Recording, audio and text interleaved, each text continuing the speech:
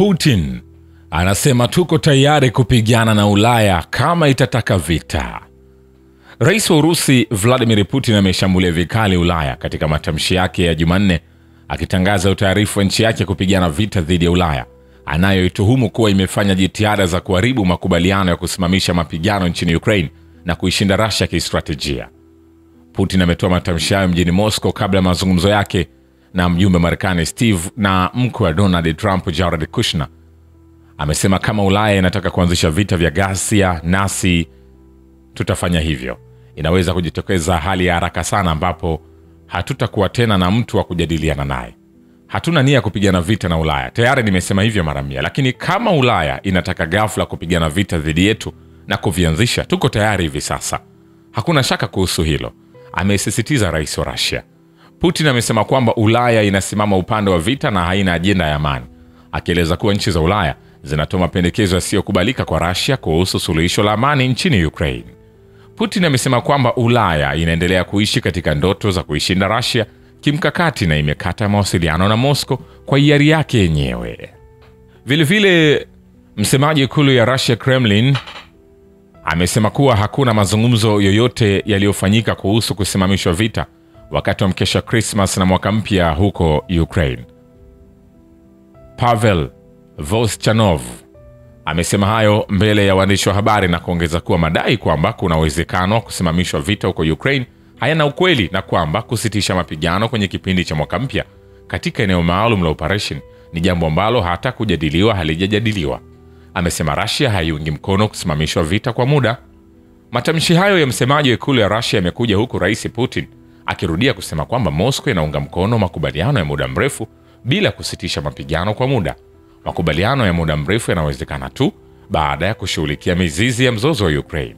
Sababu hizo ni pamoja na vitisho kwa usalama wa taifa la Russia vinavyosababishwa na sera za kikoloni za NATO za kupanua mipaka yake. Sababu nyingine ni ukandamizaji wanaofanyiwa watu wanaozungumza Kirusi nchini Ukraine. Kwa upande wake, waziri wa mambo ya nje wa Russia Sergei Lavrov amebainisha kuwa mwito wa kusitisha mapigano nchini Ukraine kwa sasa unapingana na makubaliano yaliyofikiwa baina ya marais wa Russia na Marekani huko Alaska. Kabla ya hapo pia Rais Putin wa Russia alikuwa ameshambulia vikali Ulaya katika matamshi yake ya Jumanne, akitangaza kuwa nchi yake iko tayari kupigana vita na nchi za Ulaya.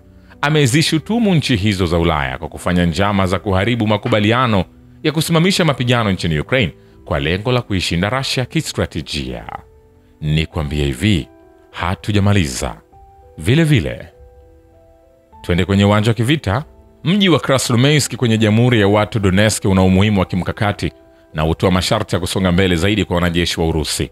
Waziri wa ulinzi wa Urusi Andrei Belosov anasema kwenye ujumbe wake wa pongezi kwa wanajeshi wa ukombozi wa mji huo. Vile wizara ya ulinzi ya Urusi imeripoti kuwa vikosi vya ulinzi wa anga vya Urusi vimeangusha ndege 102 zisizo na rubani za Ukraine usiku kucha. Kuanguka kwa vifusi vya ndege zisizo na rubani kulisababisha moto katika ghala la mafuta huko kwenye mkoa wa Tambov. Matangi kadhaa ya mafuta yalipata uharibifu mdogo kufuatia shambulio la ndege zisizo na rubani kwenye mkoa wa Voronezh. Vile wanajeshi wa Urusi wamekomboa eneo la Zelongai na Dobropol kwenye mkoa wa Zaporizhzhia pamoja na Volchansk kwenye mkoa wa Kharkov na Krasnoyarsk ndani ya Jamhuri ya Watu Donetsk katika operesheni maalum ya kijeshi nchini Ukraine, wizara ya ulinzi ya Urusi imeripoti Jumanne. Hayo yakiendelea, jeshi la Ukraine limepata majeruhi 1400 kwenye vita na vikosi vya Urusi kwenye maeneo yote ya mstari wa mbele ndani ya saa 24 zilizopita. Wizara ya ulinzi ya Urusi imeripoti kwamba kusogea kwa kundi la vita la mashariki la Urusi kutoka pande mbili wakati wa ukombozi wa Dobropol kwenye mkoa wa Zaporizhzhia kulilinyima jeshi la Ukraine ujanja na kulilazimisha kuacha baadhi ya ngome.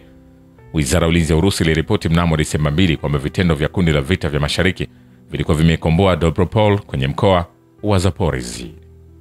Vile baada ya kukombolewa kwa Dobropol, wanajeshi wa Ukraine waliofukuzwa kutoka eneo hilo wanarudi kwenye makazi ya mijini ya Kamshevaka ambapo wanajaribu kuimarisha safu ya ulinzi iliyopo. Mjumbe wa upande wa kanda, naibu mwenyekiti wa kamati ya ulinzi Sergei Yurchenko, anasema hapo kwenye uwanja wa kivita jeshi la Ukraine linakabiliwa na hali inayozorota kwa kasi karibu na mto Geichor baada ya wanajeshi wa Urusi kukomboa Dobropol kwenye mkoa wa Zaporizhzhia, chanzo kutoka duru za ulinzi za Urusi kina ripoti.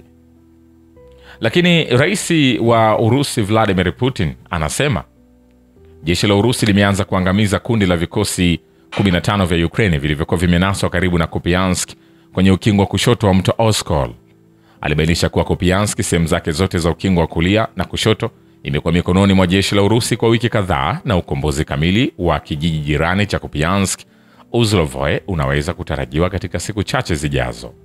Zaidi hayo, na wakumbusha kwamba kundi la adui la vikosi 15 limenaswa kwenye ukingo wa kushoto wa mto.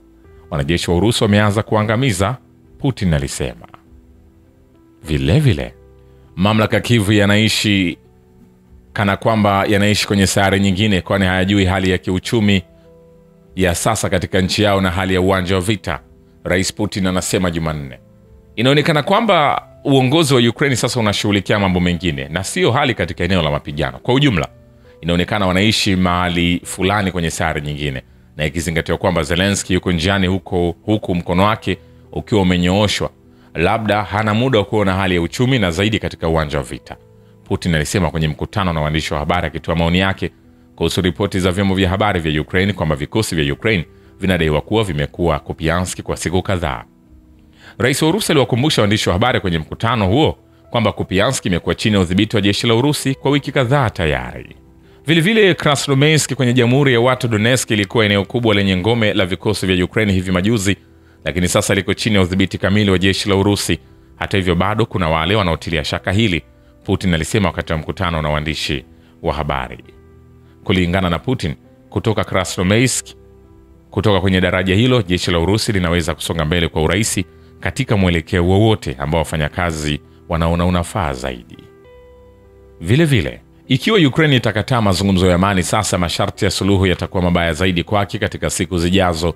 Balozi wa Urusi nchini Uingereza Andre Kelly anasema, katika miezi mitatu iliyopita wakati wa vuli tumekomboa makazi 86 na kasi ya maendeleo yetu imeongezeka, alisema kwenye mahojiano na kituo cha television cha Sky News kwa Kiarabu. Mkutano huko Kremlin kati ya rais wa Urusi Vladimir Putin na mjumbe maalum wa Marekani Steve kuhusu swala la Ukraine umekuwa kujenga na wenye maana. Msaidizi wa rais wa Urusi Yuri Ushakov anasema walijadili chaguzi kadhaa za mpango wa amani, ikiwa ni pamoja na maeneo, na wakakubaliana kuendelea na mawasiliano.